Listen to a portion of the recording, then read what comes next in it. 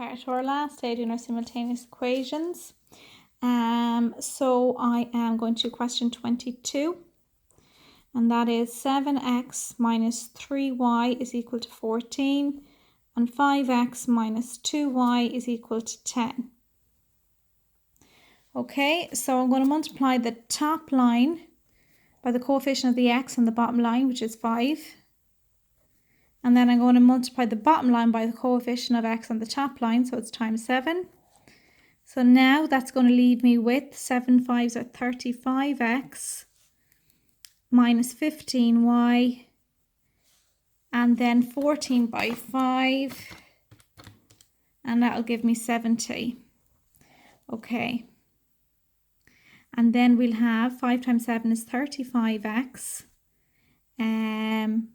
minus 14y is equal to 70. Okay.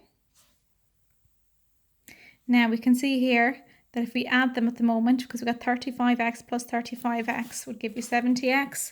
So we want them to cancel, so we multiply by minus 1. So that will give me, that will become a minus. This is already a minus, become a plus. This is a plus, so it becomes a minus. They cancel, so you're left with minus 15y plus 14y will give you minus y. 70 minus 70 is 0.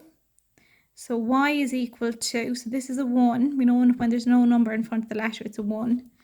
So that will become 0 divided by minus 1. Anything multiplied or divided by 0 gives us 0, so y is equal to 0. Now pick one of the equations. 7x minus 3y is equal to 14. Sub in for y. 7x minus 3 times 0 is equal to 14. We know anything multiplied by 0 is 0. So it leaves it with 7x is equal to 14. This was a times. So it's x. Bring it over, becomes a divide. X is equal to 2. So my answer is 2, putting my x first, and then 0. Okay, so then on to the next one. Question 23. Now you notice that this one is a little bit different. But remember we said at the start of the week that you have to have the x and the y on the left hand side and then the whole number on the right hand side. So we're going to have to change that equation. So we start off with x minus y is equal to 1. And x is equal to 2y minus 2. Okay, so it's not in the right form. So the first one is fine, the x and y is on the left hand side. So now we have to bring over the 2y, the equal sign, so it becomes minus 2y is equal to minus 2. Now we've got all the x's and the y's on the left hand side, so we can proceed. Now, our x's are already the same, so I don't need to multiply anything. But it's a positive x and positive x, which gives you 2x. So you have to multiply the bottom line by minus 1. So that will give you a minus x. This is already a minus 2, so it becomes a plus. And this is already a minus, so it becomes a plus. Now x minus x cancels. Minus y plus 2y gives you y, or 1y.